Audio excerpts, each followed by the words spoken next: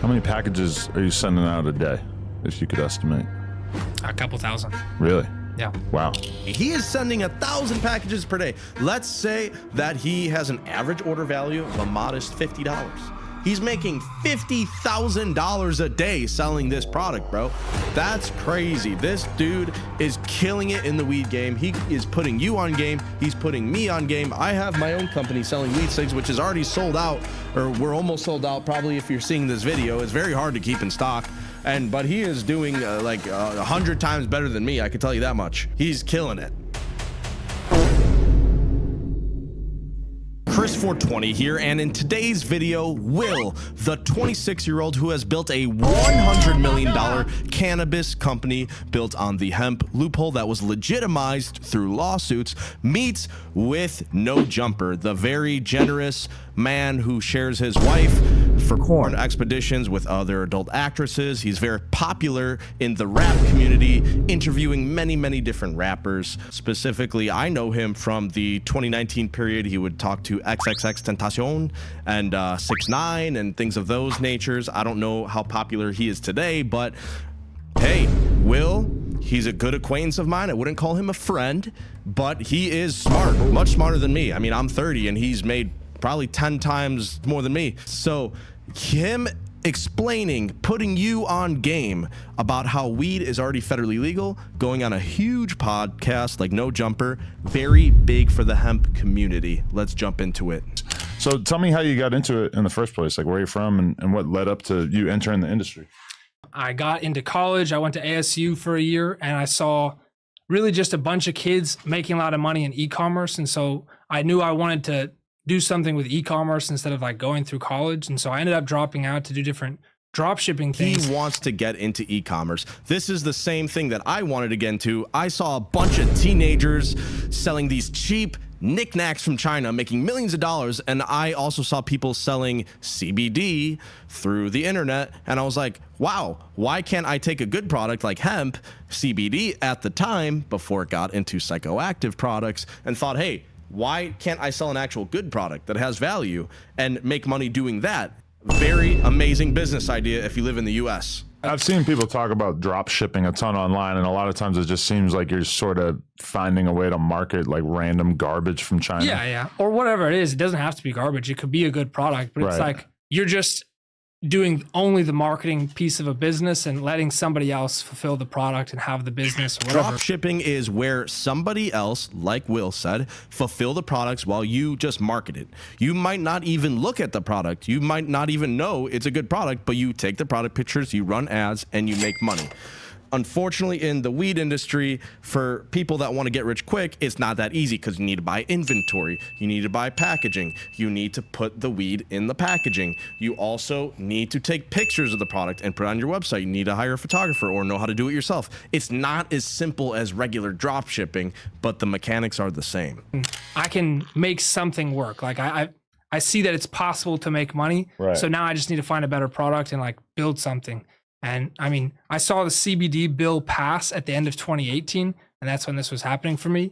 And I realized like, okay, CBD is something I used a lot when I was in high school because I had a bunch of concussions from sports. And that was like, you know, makes your headache go away completely. So I was like, okay, I'll be able to start a business with CBD and hopefully eventually it turns into weed one day. Will took the same route that I did. I saw the CBD and thought, hey, I want to jump into this. I want to sell a quality product. Will took it. He got rid of his headaches using CBD, and he would hope that it turned into weed one day. Now, this is good foreshadowing about what is going to happen where people get more ballsy with the 2018 Farm Bill and start selling real weed. But let's have Will explain that. Right. So you just kind of saw that vision early on?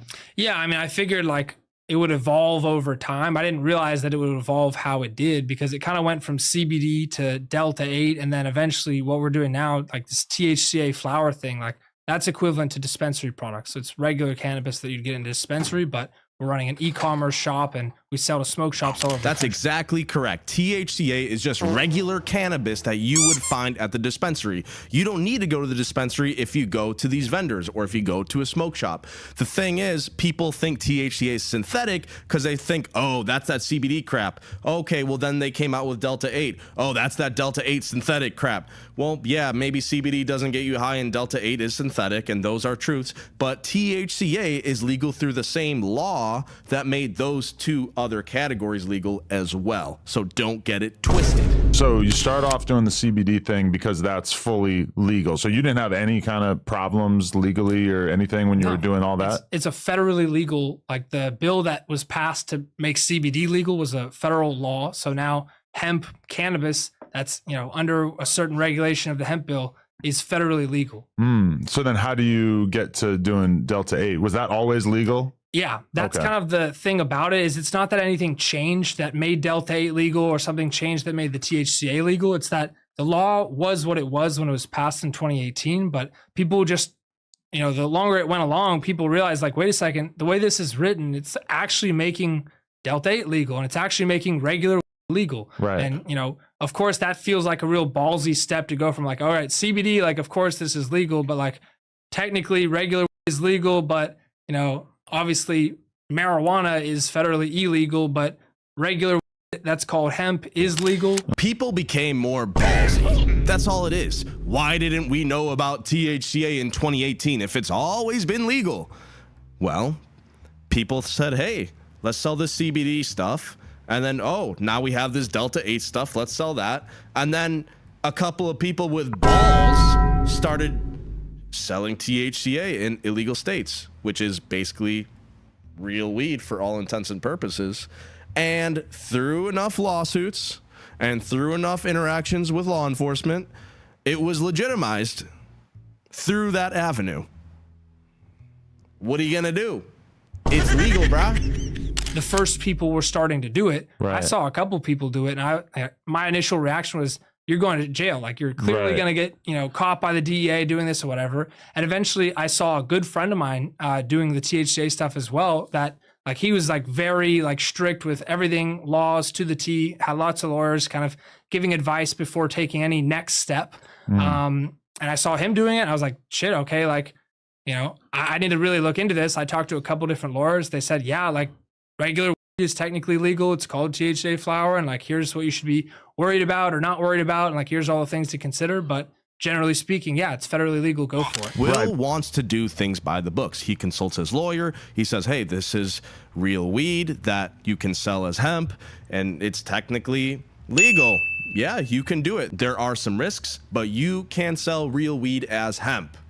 I don't want to do anything illegal. I don't want to ever be in a situation where I could find myself with criminal liability for absolutely anything. And so going into this space, like, I really kind of kept the same thing. Like, anything that I do, like, I would talk to a bunch of different lawyers and make sure that, under no uncertain terms, is there ever any criminal liability? And so I feel, like, really confident with that everything that we're doing is, like, absolutely totally above board. Will is entirely confident that he is selling weed to many, many, many different states in the US, even the states that don't have a legal medical or recreational marijuana program, and that it is 100% legal because he consulted with the lawyers and they said it is okay, good to go. Just like me and my company, Weed Cigs, which is the first 20-pack of joints that look just like cigarettes. This is also a legal loophole hemp product, one of the best companies in the world. Let's continue. Juul, Juul was like the front runner in, like, that higher potency nicotine vape.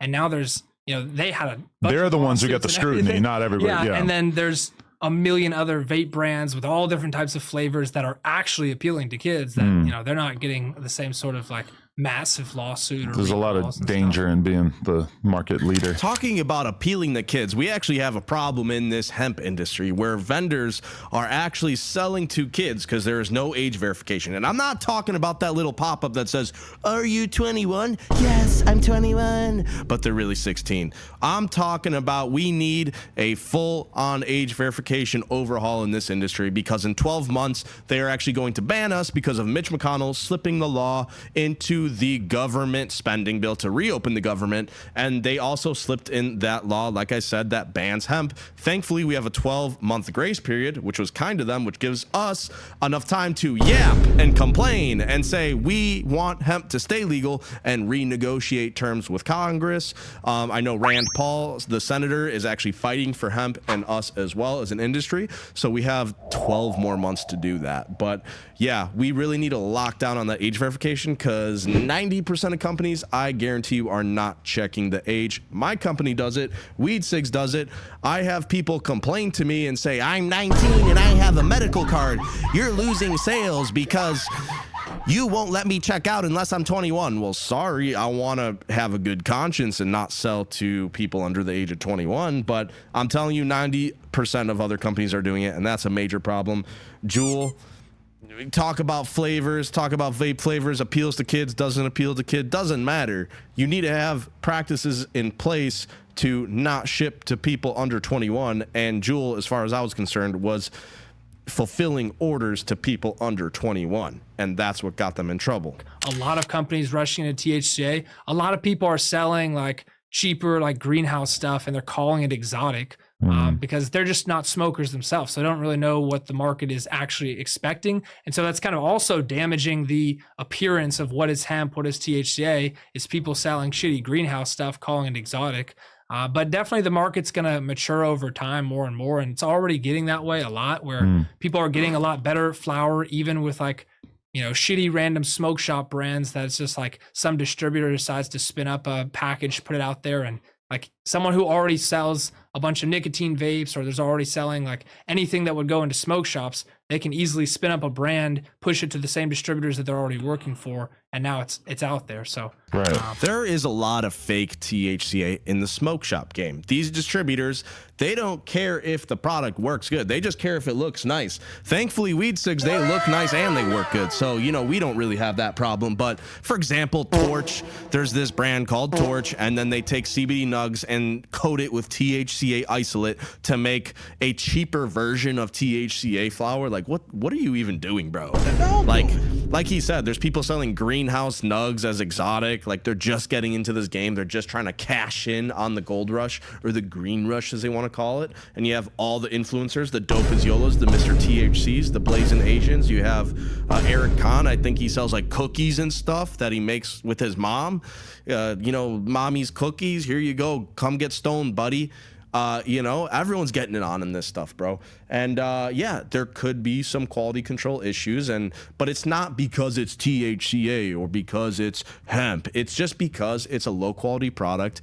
But you could also get a high quality product. You just need to find a product that's high quality in the hemp space, and it's probably going to be a better bang for your buck anyways. What's your involvement? Because the THCA stuff is the stuff that you basically, what you sell through the mail, that's what you have to do. But then are you guys involved with actual traditional as well? Like, what's the divide there? We're thinking about it, but it's just like, you know, traditional. When you say like that, you mean like the California medical recreational kind of systems. Like, the thing about that is we're selling the same product, but it's way more taxes, way more, you know, licenses needed and regulation. And like, the system isn't good. Like, it's a really shitty system that's set up. Like, the metric system, basically you go in any dispensary and you're picking up a product that's like 4 months old. Like, why would we pay more money to sell the same product?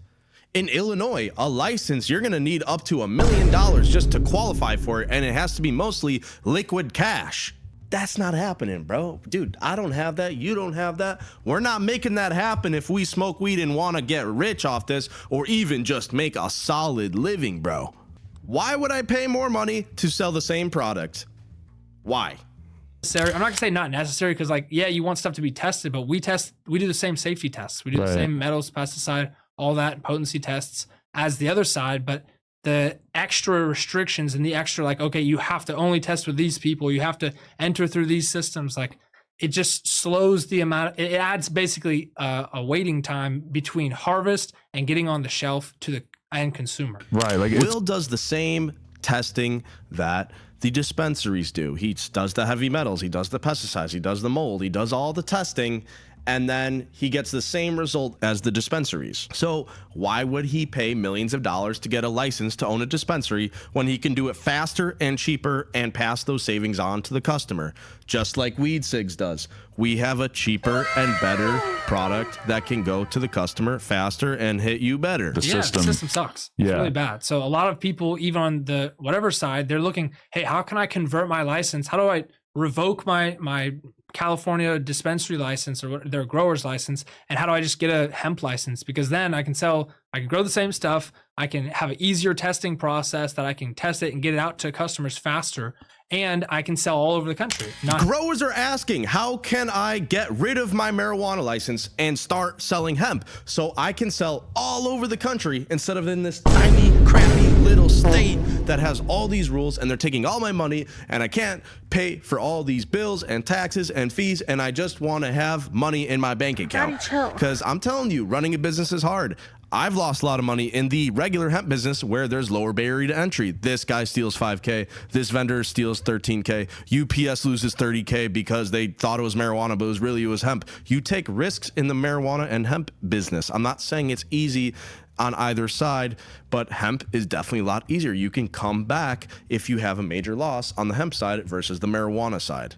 I mean, I think the way that things are, like this law being in place, it allows people like myself, who I started a business with, like my initial purchase order of product was probably like $10,000 or something like that. So I started like literally with the ground up with no tons of extra funding. I've seen a bunch of people that are my customers that have started smoke shops that are like THCA dispensaries with really small amounts of money as well, like $8,000, $10,000, $15,000, and they're making tons of money now. It's like that system isn't possible for people to kind of get in just because they're passionate about the plant and they're hustlers or whatever.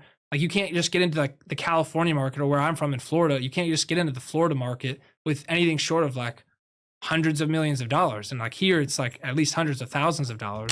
Will got into the cannabis industry with $10,000. That's pretty reasonable. I mean, even if you worked at McDonald's, it might take you 2 years to save up $10,000 so you can start your own cannabis business. Even a McDonald's worker could save the money for a cannabis business. But for a dispensary for up to $1 million, it's just not possible for the average person. That's why hemp is so great. Are you guys generally seen as kind of the front runner in this space? I wouldn't say that I'm the biggest, but I feel like in a lot of things, like I've been early to the game, like especially with THCA flower, I was early. What I'd say I'm seen and recognized as in this space is like I've done a lot of social media marketing and like online marketing. So in this kind of like Instagram, YouTube kind of community, like if you follow any of the kind of cultural people, you've probably seen my brand a bunch of times over the last years because that's one thing that I think that I'm really good at is marketing. Will is not the biggest, even though he's made $100 million in this industry, as it says on this title, 8-figure hemp empire selling THCA weed. There are bigger companies, believe it or not, like this company called Mood. They apparently make millions and millions and millions a month. And me over here, I mean, my biggest month was 180,000 and it's not that high anymore just because business goes up and down. Like he said, he was early to the game. I was early to the game. I started this in 2020 and I'm not as smart as Will. Otherwise, I would have made 8 figures by now. I'd be rich. I'd have my Lamborghini and my Ferrari and my mansion in Miami. And I would be a lot richer, but I'm not. So I could learn something from this guy. So when did that, like what has the conversation been like in terms of marketing that got you to that realization? Because I know you guys are probably like massively held back in terms of what you're allowed to do advertising wise, right? It's just about like on a lot of platforms you get deleted. And like we've had like probably 10 Instagram accounts deleted, all being like, the first one was deleted at like almost 300,000. And the second one was like almost 200,000. And it's like, we just burned through Instagram accounts like crazy to the point where I don't even know what our @ handle is now. Like, it's like the 10th one or whatever. YouTube, we haven't really had problems so much, but Instagram in particular. Twitter is awesome because it's like, they've kind of fully embraced cannabis now. So yeah, there's tons of ads on there and stuff. Yeah, and it's we pretty can wild. run ads through the platform. Like it is impossible to market THCA online. I'm telling you. I mean, Chris 420 has gotten banned so many times. Every time I go viral on TikTok, I get deleted. Every time I go viral on Instagram, we get deleted. Everywhere you go, people are out to get you. Even little kids that are jealous. Some kid messaged me, bye-bye, and then just said, I reported your ass. And then next thing you know, all my videos on Instagram are getting deleted, or @handles are getting deleted. It's hard out there because you have haters that will just report you and your shit is gone. But thankfully, YouTube has been very nice and we haven't had any major problems. We haven't gotten deleted. So let's hope this channel stays up so we can keep educating people on how weed is already federally legal. A lot of the rapper promos that we did is like, hey, you want to go get a free eighth? Like that's kind of like our big promotion funnel is like, we literally give away a free eighth. And we've kind of been improving the quality of the eighth over time that we give away. At first we were giving away like greenhouse stuff and smalls, and now we're just straight up giving away like an exotic eighth because it's working. You know, we give away an eighth and people come back. And the consumer goes to like a smoke shop to get that, or like no, online. Oh, online. Okay. Yeah. And they don't have to give any money, and they're able to get a free eighth in the mail. They pay shipping. Shipping, $6 right. for shipping, but Okay. you're getting an exotic eighth. So Damn. Classic trick in the book for e-commerce. Get a free eighth, just pay for shipping. Now, I'm not gonna lie, I've used this tactic in the past. This is a common tactic that all e-commerce owners use in their business. Is it deceptive? Maybe a little bit, but it does get you to say, hey, you pay for the shipping, take the plunge, I'll give you the product for free. So you can see that this weed is legit, bruh. This is a real product. Try it for yourself, pay for the shipping, and Will says you get a free eighth. See if you like it. It's a good marketing trick. Industry. Okay, when you're getting your Instagram deleted over and over and over, do you think that that's just because Instagram is so unforgiving about any kind of like quote unquote drug promotion, or is it because within the industry it's so competitive that people are really like aggressively going after each other's accounts? that's by far the more accurate answer, is that like people see what you're doing. They're like, this kid marketing, doing well, whatever. Just going to go pay someone to delete his account or whatever. It's Right. like, that's a very common thing. Yeah. That's exactly what happened to me. Some kid got jealous that I made the very first 20 packet joints that looked just like cigarettes. And he said, oh, that's some fake weed. Don't promote that. And you know what he did? He reported my account and it got deleted. So well, if you are starting a company online, there will be haters that will get you deleted. So try to please everyone and make everyone happy. So, okay, what are the challenges in terms of like running a business that exists in kind of a legal gray area, because you guys don't have access to like traditional banking and stuff as well, right? We do. Yeah. Oh, okay. Actually, First Citizens Bank, like shout out to them. It's a North Carolina bank and they're great. You know, I love the people there. They are totally in support of our business, like the hemp industry and everything. So that's a great ally for this. But generally speaking, like a lot of people do just bank with whatever random normal banks, and it's not typically a problem until you get a wire from like some idiot whose LLC name is like Smoke Shop Weed LLC or something. Right. And they're just like, no, we're going to flag this, shut down your account. Here's your check. Have a nice life. Wow. Hemp companies have access to banking, unlike the marijuana companies. Marijuana, they have to have all these crazy requirements just to have a bank account, where hemp companies, boom, you can just open an account and it's no big deal, and you could sell your weed labeled as hemp. Pretty amazing. There's no need to create a crazy new marijuana legalization on a federal level when we already have banking. We already can sell over state borders. We also can do all these amazing things, creating new products with hemp labeled, or basically weed labeled as hemp. And we don't need to make a new system. We just need to keep hemp legal and run it like that, and just add consumer protection protocols, because that's why they're trying to ban it, based on that assumption that it's hurting consumers, but it's not. There's worse things out there. So yeah, banking is allowed in the hemp industry. Pretty amazing. They spent hundreds of millions of dollars, probably billions of dollars, establishing the Florida medical marijuana system with such a moat around it that if I wanted to play in that space, like I said, at least I have to bring $100 million to the table, and then I'm still not guaranteed a license. Like it is a fucked situation. It's not fair, and it doesn't make sense for a plant that's so easy to grow. Right. We moved it from Florida to Charlotte as we were in like a big period of growth, because I saw all that was happening and I didn't want to risk, like I had to get a bigger warehouse space. I had to hire a lot more people, and I really didn't want to have to like build this whole team, hire a bunch of people, and potentially have to fire them because it's like, oh shit, the law just changed. Now we have to move, and now I have to find an entire new team of 50 people or 100 people or whatever it would be in a different state, in a different location. So when I was at that point of having to grow, North Carolina was like clearly the better option from a legal standpoint and like a longevity standpoint.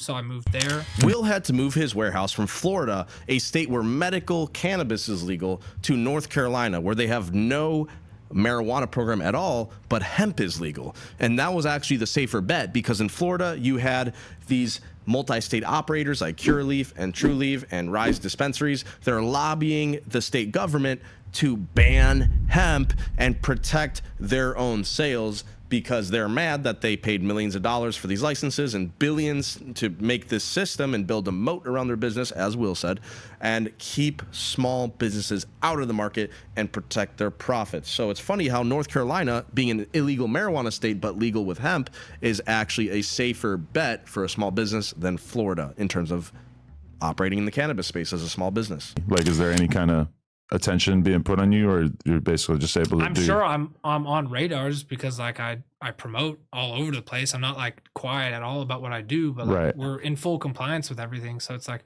we have like a legal team that's just constantly auditing our business and like making sure everything's just totally good to go. Because like I said, like I don't want to go to jail or anything.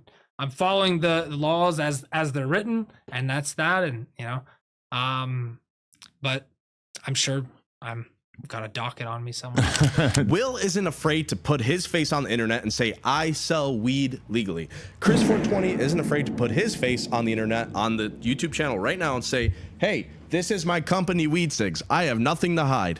And I created the first 20 pack of joints that look just like cigarettes. Just like Dope as Yola and Blazing Asian and Eric Kahn and all these different YouTubers, Mr. THC. We're not afraid to put our faces on the internet, because we're not black market, bro. Everything we're doing is completely legal. This is the hemp industry. Hemp is federally legal for the next 12 months until it will be banned, unless we yap and complain hard enough to Congress to get them to change it. We'll see what happens. Yeah, so you're kind of like constantly auditing the business in hopes that if you do get audited, that it'll be a relatively seamless process. Yeah. And also I'm like looking at this like for the future of like, okay, potentially this company could go public in 3 to 5 years or something like that. So it's like, I want to have a foundation established where it's like, there's not going to be any issues preventing me from establishing like, okay, this is something with enterprise value down the road, because we were around or like had loose ends or whatever in the beginning. Will, we might be completely fucked, bro, because in 12 months they are banning hemp. You better get all that lobby money together, bro, because I don't have enough of it to save the country and keep hemp legal, bro. But let's hope that hemp stays legal in 2026 and 2027, and we get another 5 to 10 years of legal hemp that we can sell over state borders. It's like, okay, I've built this business as big as it has been by just pounding marketing. And now at this point, like I want to tell people who we are, like do a storytelling of like, who is the business? What do we stand for? Like, what is our goals and everything? And like, you know, the goal is like, okay, really principally to keep weed legal in the way that it is. And so to do that is like, okay, I want to share this story. Like, hey guys, weed's legal. This is what it is. Like if it comes up in your state to vote about it, you should vote, you know, to keep this legal, because it's a great situation. You know, in a lot more cases, there's a lot less people going to jail for weed. And like, that's just something that I don't want to happen at all anywhere in the country, is people going to jail for weed. So. The fact that weed is already federally legal and people don't know that is the actual biggest risk in the hemp industry. I mean, there's people in Chicago getting busted for 100 pounds of marijuana in their apartment building, and they go to jail for 10 years, when meanwhile Chris 420 over here is selling hemp products to smoke shops, and smoke shops are selling THCa hemp, which is just real weed rebranded as hemp, and we're good to go. A lot of the biggest companies that I've watched over the years, that's what they've had to do, is basically you got to hire like a CEO for your own business. And it's very difficult to hire somebody who's smarter and more experienced than you. Like you're basically hiring somebody who would be able to do a better job at hiring themselves than you are possibly capable of. Yeah. So that was like my first like executive hire. Like I hired a CEO because that's exactly what I thought. Like, I mean, the biggest thing was like operationally, like I'm really good at marketing and I wanted to focus on marketing, and I really know the product and I really know the opportunity of the business. And like, there's a lot of this that's relationship based, and like, I'm really good at all of that. Like the kind of boring back end of the business, like it's like, that's daunting and tedious, and it was taking me away from my high value skill. So it's like, that was the whole, it's like, okay, I need to hire someone who can just make sure everything is good on the back end. And I mean, I think I got lucky with just like the person that I brought on was really good for that. and they brought on some good people as well. So, you know, there's some amount of luck and some amount of like, hey, this is what we got. We're rolling with it. And we just kind of keep working through it. Will is good at the product and the marketing. The back end team is good at the back end. He got lucky. I should probably learn from Will, because I would probably be a lot richer if I did what he did, because I usually try to do everything on my own. I'm a one-man show. I have maybe less than 10 employees, and he has 100. So I probably could learn from this guy. This guy's pretty smart. I wonder though, in like middle America, how effective that argument is when you get pulled over and you're pointing on the bag, be like, look, it says THCA, and you've got some like knucklehead 23-year-old cop that doesn't know what the fuck he's looking at. Right? People still are getting arrested with it, and I've seen like some shitty body cam footage of like people getting tackled and like, you know, and the guy's like, no, I bought this at a smoke shop. Like, what the fuck, man? And like, you know, it's still happening, but the point is at the end of the day and in court, like ultimately it's going to get thrown out. You might still get tackled. You might still get thrown in the back of a cop car, which sucks, super sucks. And now you're going to have to deal with whatever you're going to have to deal with. But you know, if you bought a legal hemp product, then you didn't have criminal intention, and what you had wasn't illegal product. So it's like, okay, well, you can't get in trouble for that. You know, even though THCA is legal, it's not without risks, bro. You could still get arrested because cops are stupid. I know someone that got pulled over and got a DUI and they don't even drink. It's the same thing with hemp products. Just because it's legal doesn't mean that the cops can't screw you over, and that means you're paying legal fees and you're fighting it in court. Even if you're correct, you can still get into legal trouble, which means a financial headache for you. That being said, just try to be safe. Treat it as if it's normal cannabis, or marijuana as they call it, if you are in an illegal state where THCA is being sold, like at a smoke shop. And then don't smoke it in your car. Make sure it's not stinky. Make sure that you are being safe as if it were regular cannabis, so you don't get wrongfully arrested. I feel like in a lot more places in the country than ever before, because of this hemp law, like people aren't getting bothered more, besides like they might take it, you know, but what are they going to file all this paperwork and all this stuff just when like they've probably already done that before and realized like, oh shit, like this doesn't go anywhere. It says it's hemp on the packaging. Like at the end of the day, I'm going to fill out all this paperwork just to look like the dumbass because I brought him in for a legal product that he bought in a smoke shop that it's technically legal. So I can't do anything about it besides confiscate it and throw it away. People that are getting caught with THCA weed are finding that the cops are just confiscating it. They're just throwing it away. Why file all the paperwork when they know they're not going to get this person in trouble for having weed on them? It clearly says right there on the packaging, THCA hemp flower. It's not marijuana. So naturally, the cops are not going to want to put in that much work when there are probably worse things that they need to put their attention on, like a crackhead that's beating a pregnant woman and stuff like that. Have you thought international at all? Yeah, for sure. But the US market is like so big. And I think especially for cannabis, because we kind of like have a much earlier start than a lot of the other countries. Like the weed in this country is more like the scene, the culture, and the businesses and everything. It's more advanced. And so my kind of goal is more so focused around growing the US market. And then, you know, we only have so many people. We only have so many teammates to kind of go after all of this. And it's like there's a lot more opportunity in the US than, you know, same thing as like, oh, why we're not doing like a dispensary or California cannabis is because like the best opportunity is really the nationwide hemp thing that we're doing now. And there's still a lot more room to grow. There's no use in expanding to Germany and Netherlands and France and Spain and all these different European countries when USA has the most amount of money and the easiest access to sell our products. You don't need to go all the way overseas where, who knows, it could get lost at sea or someone steals it. There's a lot of illegal gangs and stuff in Europe that already sell weed that don't want you selling your weed. Why would we need to go over there when USA is the biggest market? I can't tell you how many times people say, can we get these in Germany? Can we get weed cigs in the Netherlands? Can we get weed cigs in Sweden? We have the THCA loophole too. Bro, we're not doing all that, bro. USA already has so many weed smokers. It already has a huge market. The culture's there. The product is there. The quality is there. We don't need to go all the way over there, man. It's just too much work, bro. How many packages are you sending out a day, if you could estimate? A couple thousand. Really? Yeah. Wow. 1,000 packages per day. He is sending 1,000 packages per day. Let's say that he has an average order value of a modest $50. He's making $50,000 a day selling this product, bro. That's crazy. This dude is killing it in the weed game. He is putting you on game. He's putting me on game. I have my own company selling weed cigs, which is already sold out, or we're almost sold out. Probably if you're seeing this video, it's very hard to keep in stock. But he is doing like 100 times better than me. I can tell you that much. He's killing it. And that's why I don't understand why everyone doesn't just embrace that weed is federally legal. There's so much abundance in this industry. And this guy making $100 million is not even the tip of the iceberg of how many people can be enjoying this hemp loophole industry. The smoke shop route is like increasingly where more of our business is going. We kind of started as e-commerce, and then we evolved into a lot more like just distribution. So that's kind of like the biggest part of the business now, because at the end of the day, most people, when they want weed, like they want it today, they want it now.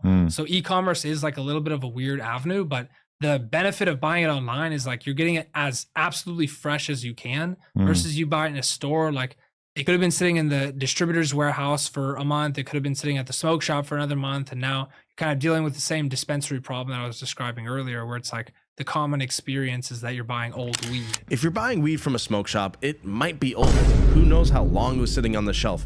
Because firstly, the supplier is selling it to the brand, like Bay Smokes. They package it up. Then the brand is selling it to the distributor, and they're going to keep it on their shelves. And then the distributor is going to sell it to the smoke shop, and the smoke shop is going to have it right there on the shelf. It could be in the very far back of the shelf, and then 6 months later they say, oh wow, I haven't sold this. Let me put it in the front of the shelf and discount it so I can move it faster. And next thing you know, it's been over a year and you have some old dry weed. That's why buying at the smoke shop isn't always the best option, especially if it's prepackaged, and going through vendors could be a better option to get better quality for a cheaper price. Yeah, I always hear from people that work in dispensaries that, you know, I probably have a artificial view of what kind of weed is popular because I'm around so many rappers who take pride in smoking the best weed possible. And they're like, no, like when it comes to dispensaries, people walk in and they don't give a what they're buying quite often. They just want like the cheapest shit possible. Yeah. Is that kind of your experience too, that you have to really market, you have to have options available for people that really don't have a lot of money to spend? For sure. I mean, we're in a recession right now. So it's like the stuff that moves the most is definitely the cheapest stuff. When people walk into the dispensary, they don't really want the Zaza. They say they do, but they want it at the low grade prices. They want Zaza for low grade prices. They want the best shit for the lowest prices. And that's just not happening. Realistically, they're buying the lowest of the low. Thankfully, I created Weed Cigs and put the best flower that I could find at an economical price to get this at a very affordable price, from anywhere from 25 bucks a pack all the way up to 50.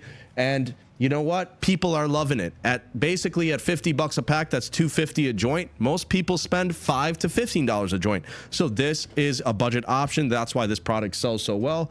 And hey, people want to hate on the Weed Cigs because it's the first 20 pack of joints that looks like cigarettes. Hey, my bad. I wanted to fulfill the market because y'all be looking for cheap weed. My bad. But you know what? This product is cool. It's very convenient. Weed Cigs. It's awesome. The Lil Baby collab in particular, like what did it take to make that happen? And was that something that kind of uniquely moved the needle? It's a really big collab for sure. What it took to make that happen is, like I said, like I feel like I'm good just relationship with people, and like in this process of everything we're doing with rappers, it's like, okay, I kind of have an open bid out, like, hey, any rapper with a following, like I will give you money to promote my brand. So Will collabs with Lil Baby. He says, I'm going to take your face, I'm going to put it on my brand, my product, and we can actually sell it. So we can actually have a product for you that's making money. You drive the traffic, I make the sales, we split the profit. Sounds like a good business idea. Maybe I need to start getting into rap to promote my product. Who knows? I've got some guitars. I can maybe make something, right? You guys think I should make a song? Let me know.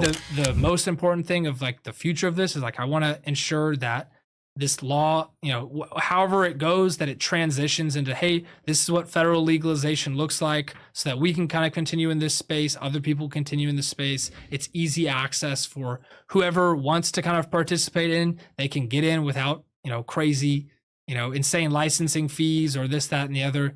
And eventually, you know, that'd be awesome to take this globally. Hell yeah, man.